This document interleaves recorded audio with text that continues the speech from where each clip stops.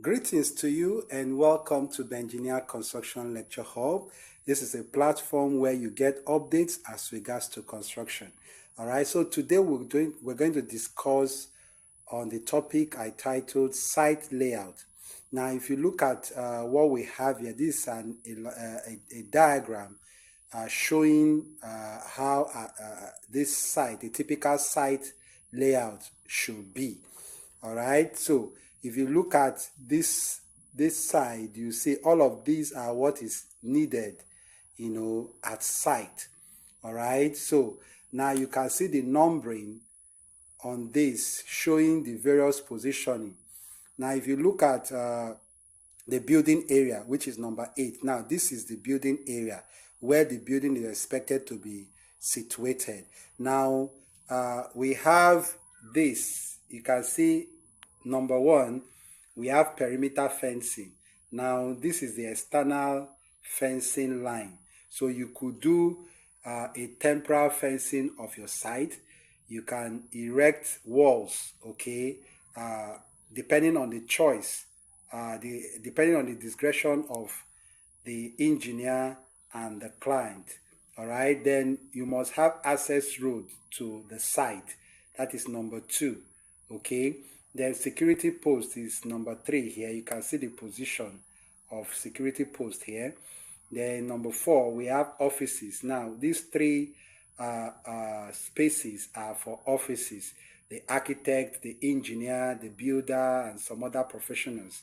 All right, then we have number 5, canteen. Canteen is positioned this way. Okay, like I said, this is just a typical example of how a site layout ought to be. All right, if you're just coming across this video for the first time, do well to follow this page for more updates as regards to construction. All right, so you can see number 5, this is a canteen, the space for the canteen at this side. All right, then we have number 6, clock room. Okay, we have clock room at this extreme. Now, clock room is a room where you can do your changing of clothes. Okay, you can change into your working clothes. Then after work, you can change back to your other clothes. All right, so clock room is where you do those changes. Okay, then we have the toilet as number 7. You can see it at this extreme. We have it at this extreme. Okay, that's toilet, your convenient.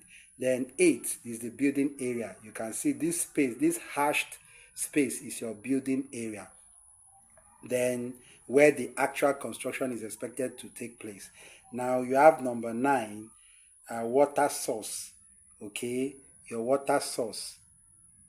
All right, now your water source can be positioned at this point.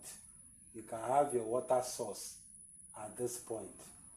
Okay, you can have your water source at that point. All right, now that is where you get water from, okay, for your mixing and for other works within the site. All right, then you can also have your reinforcements. You can have your reinforcements stacked this way. Okay, so we have 21 rebar, stacking of rebars. Okay, stacking of rebars. Okay, so you stack your rebars. Okay, so this becomes 21. This becomes 21. Okay, where you stack your rebars. Now we have a mixing bay. Your mixing bay is 10. You can see your mixing bay at this point. Now this mixing bay ought to be close to your dump, that is the sand and the aggregate, so that it will enable there will be closeness between the where you mix your concrete and where the sand and the granite are dumped. So that is why you see 15 and 16 is sand dump and granite dump. That is your chippings. So you can access them and take it to the mixing bay at 10 to do your mixing. All right, then you can see 11. You can see 11 here as the storeroom where you store your cement, and it must be close to your mixing bay, all right, for proximity, so that there can be easy access, because all of the essence of this site layout is to also create that efficiency that is required as site. So you must create the proximity of, based on the necessity, the need of, the ones that are directly related should be positioned closely. All right, then you can see storeroom 11 close to mixing bay 10. Okay, you can see 12 here as your bar bending shade. That is where your bending works, reinforcement bending works will be carried out. Okay, the bar benders will be working here. So you can see 21, that is where the reinforcement are stacked, so they can pull it from here to the shade. All right, then you can see number 13 as muster point.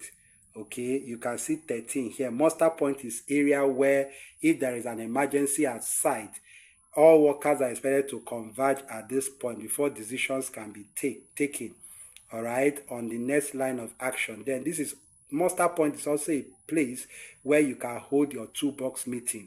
You can discuss on how the work for the day is expected to go.